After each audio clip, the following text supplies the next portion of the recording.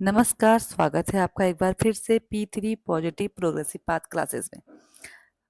I hope आप सभी की पढ़ाई बहुत अच्छी चल रही होगी और आप मेरे चैनल के माध्यम से अपने नोट्स बना रहे होंगे।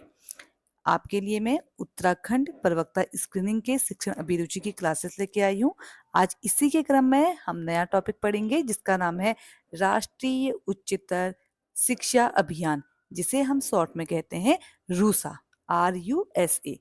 सबसे पहले इसकी फुल फॉर्म याद कर लीजिए, राष्ट्रीय उच्चतर शिक्षा अभियान। आप सिलेबस में भारतीय शिक्षा व्यवस्था के अंतर्गत ये टॉपिक को देखेंगे। तो चलिए स्टार्ट करते हैं। राष्ट्रीय उच्चतर शिक्षा अभियान ये एक केंद्र प्रायोजित योजना है, यानी कि केंद्र सरकार द्वारा चलाई गई योजना है। ये उच्चतर शैक्षणिक संस्थानों को वित्त पोषित करने हेतु वर्ष 2013 में शुरू की गई थी। उच्चतर शैक्षणिक संस्थान यानी कि 12th के बाद, यानी कि कॉलेज, यूनिवर्सिटी, इनकी बात की गई है। ठीक है, ये स्टार्ट की गई है वर्ष 2013 में।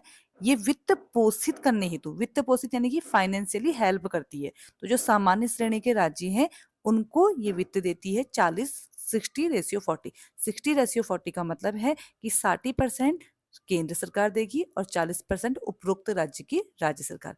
जो विशेष श्रेणी वाले जो राज्य हैं, जिसमें कि हमारा उत्तराखंड भी आता है, वहां जो वित्त पोषण है वो 90/10, यानी कि 90% इसमें हमारे पास से केंद्र सरकार देती है और 10% उपरोक्त राज्य की राज्य सरकार।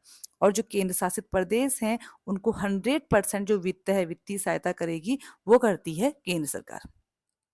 अब जनरली अब इसके उद्देश्य देखिए, वैसे तो आपको समझ में आ रहा होगा, उच्चतर शिक्षा अभियान है यानी कि उच्च शिक्षा से संबंधित, उच्च शिक्षा की शैक्षणिक जो गुणवत्ता है, या जो हमारे वहाँ के कॉलेज हैं उनके नवाचार के लिए, उनके अनुसंधान के लिए, उनको गुणवत्तापूर्ण शिक्षा देने के लिए रूसा की स्थापना की गई थी। तो फिर भी देखते हैं, चलिए इसके उद्देश्य।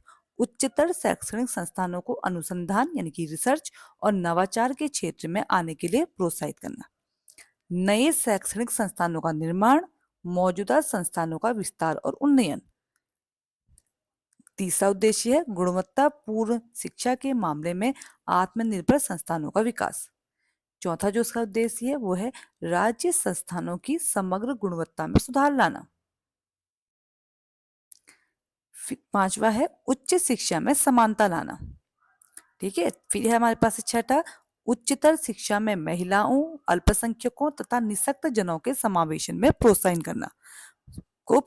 करना, यानी कि महिलाओं को, अल्पसंख्यकों, निःशक्त जनों को, इसके अलावा SC ST जो भी हमारे पिछड़े वर्ग हैं, उन सबको उच्च शिक्षा में लाने के लिए प्रोत्साहित करना।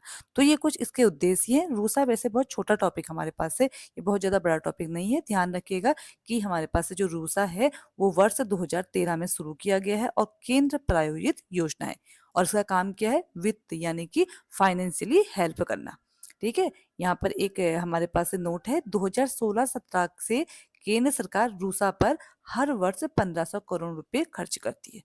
एक छोटा सा टॉपिक है ये, और जनरली आज हमारे पास से भारतीय शिक्षा व्यवस्था के अंतर्गत के दिए गए सभी टॉपिक कंप्लीट हो गए। आई होप आपको मेरी क्लासेस अच्छी लगी होंगी, आपने अपने नोट्स अच्छे से बनाए होंगे। तो मेरी क्लास को लाइक कीजिए, शेयर कीजिए, सब्सक्राइब कीजिए। मिलते हैं नई क्लास में, तब तक के लिए नमस्कार।